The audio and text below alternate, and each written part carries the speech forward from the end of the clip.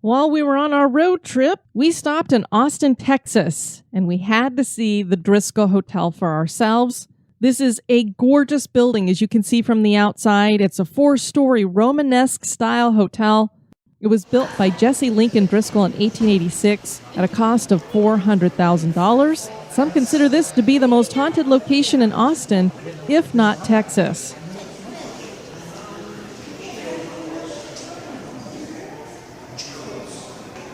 Jesse Lincoln Driskill was born in 1824 in Tennessee. When he got older, he got involved in the merchandising business, but he really wanted to become a cattleman. So he got into the cattle business in 1857, and this was right before the Civil War. So he provided a lot of meat to the Confederate soldiers in the Confederate Army. And what they did is they paid him in Confederate dollars.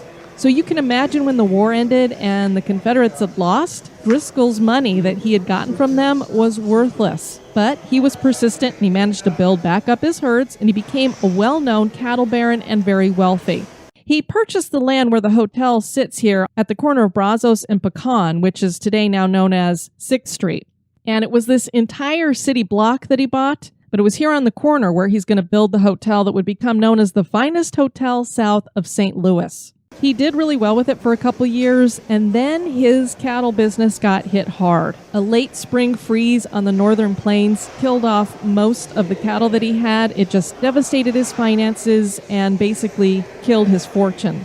So what he ended up doing, according to legend, was gambled away the hotel in 1888 in a game of poker with his brother-in-law, who was named Jim Day, and that man became the hotel's second owner. Then Jesse Driskill died 2 short years later from a stroke.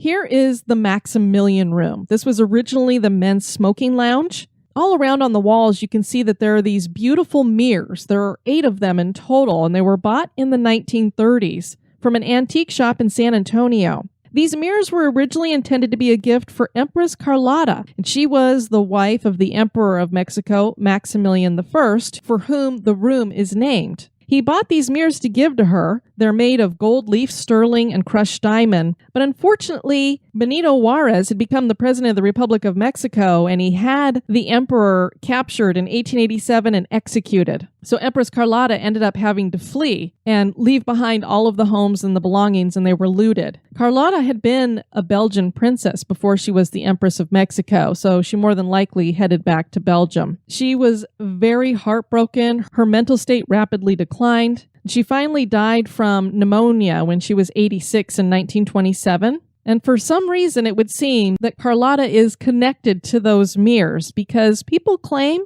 that she haunts the Maximillian Room. A wedding photographer was in there getting ready to do a shoot when she came in wearing this period dress, and he thought, I wonder if she's part of the wedding party. Does she work here? He looked down for a moment, and then he looked back up, thought he'd ask. She was nowhere to be seen. She just had disappeared. Other people claim to have seen her walking around in the room, and some actually say they've seen her in the mirrors. Another ghost here is Jesse Driskill himself. The Confederates called him the Colonel, so when you ask hotel staff if there's any ghosts at the hotel, they'll tell you the Colonel's one of them, and that's who they're talking about. Apparently he leaves behind the smell of cigar smoke, and this can be just in the lobby or even in guest rooms. He's actually appeared to a few guests as a full-bodied apparition. And in 1992, Concrete Blonde released a song that was inspired by him called Ghost of a Texas Ladies Man. And it was because Jeanette Napolitano had heard that he was a ghost there and actually said that she had experienced some haunting events at the hotel. She'd said that someone kept turning on the lights in her room and then turning them back off.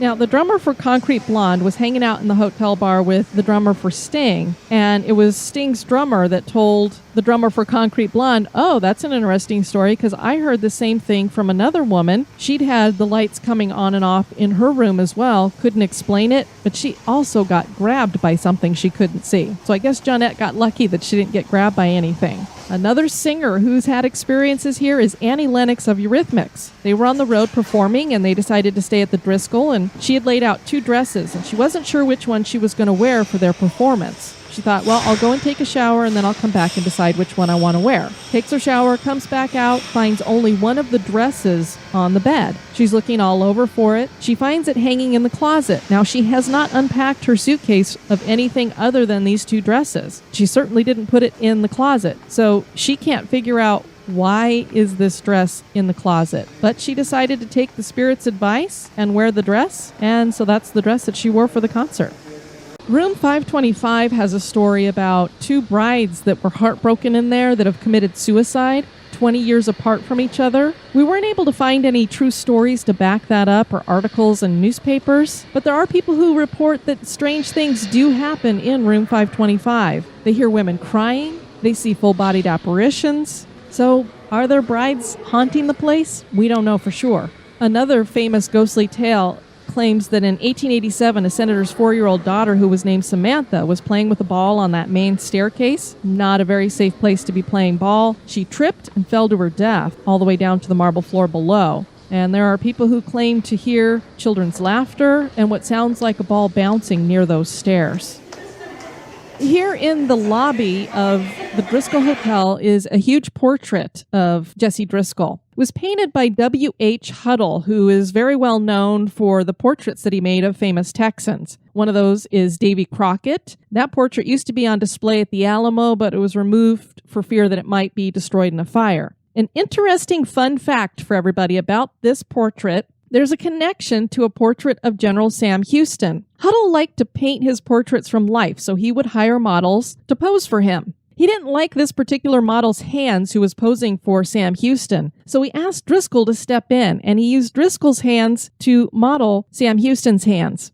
When Huddle decided to do a portrait of Driskill, he was already dead, and when he got to the hands, he thought, I actually have Driskill's hands in that painting of Sam Houston. So he used the hands in Sam Houston's portrait to model for Driskill's hands in this big portrait here. Thought that was a fun connection there for y'all. This is the bar in the Driskill, and it has a really interesting story connected to it that has to do with attempted murder. There were a couple of lawyers who had met each other in court. They didn't like each other very much, and they had a really rough day with each other, I guess. They decided to come to the bar. Let's have a couple of drinks. Well, you add anger and alcohol to a couple of guys who are toting guns, and they both ended up pulling their guns on each other and shooting at each other. And they managed to hit each other, but they both survived. Hotel guests were said to have hid behind the large columns that you see there in the lobby during that shootout for protection.